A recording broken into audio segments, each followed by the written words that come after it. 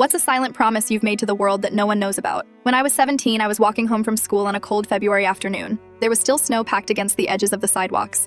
The sky that dull gray color that makes it feel later than it is. I passed the gas station on the corner and saw a man standing by the dumpster out back. He was wearing a coat that was more patches than fabric, and his hands were bare, red from the cold. He didn't see me at first. He was digging through the trash bags like he was searching for something specific, moving slow, deliberate. Then he pulled out a half-empty sandwich wrapped in foil, brushed something off it, and started eating right there. Something about the way he didn't look ashamed hit me harder than if he'd looked at me with guilt in his eyes. He was just surviving. I went home and opened the fridge. My mom had made spaghetti the night before, and there were leftovers. I wrapped them up, grabbed an old thermos, filled it with hot tea, and walked back toward the gas station. He was still there. When I held the food out, he froze like I'd caught him doing something wrong. I told him it was for him and set it on the ground so he could take it without feeling cornered. He picked it up, nodded once, and muttered, "Thanks," so quietly I barely heard it. That night, I couldn't stop thinking about him. I didn't know his name or where he slept, but the image of his hands, raw from the cold, stayed in my head. I made myself a promise that I never said out loud, not even to my parents. If I had food,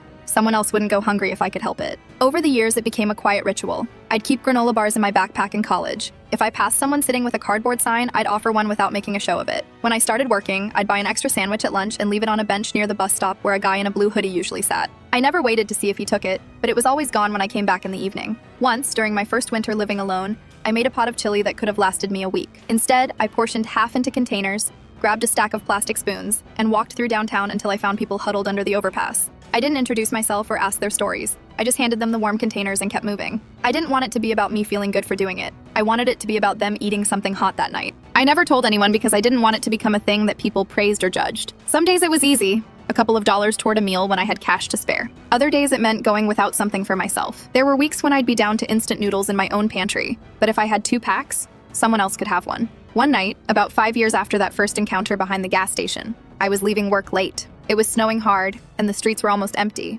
I passed a guy sitting on the steps of a closed shop, his face hidden under a knit cap. I had a bag from the diner where I worked with a burger and fries I'd planned to eat when I got home. I handed it to him without stopping. I'd made it about half a block before I heard footsteps behind me. I turned, and it was him, holding the bag. He asked if I wanted half, said it was too much for one person. I told him to keep it, but he pressed the fries into my hands anyway, grinning like it was a fair trade. I walked home with cold fries in my pocket and the kind of warmth that doesn't come from food. The man from behind the gas station never crossed my path again. But that day, he became the reason I look for people who might need what I can give. It's not something I talk about. It's just a promise I keep, one quiet meal at a time.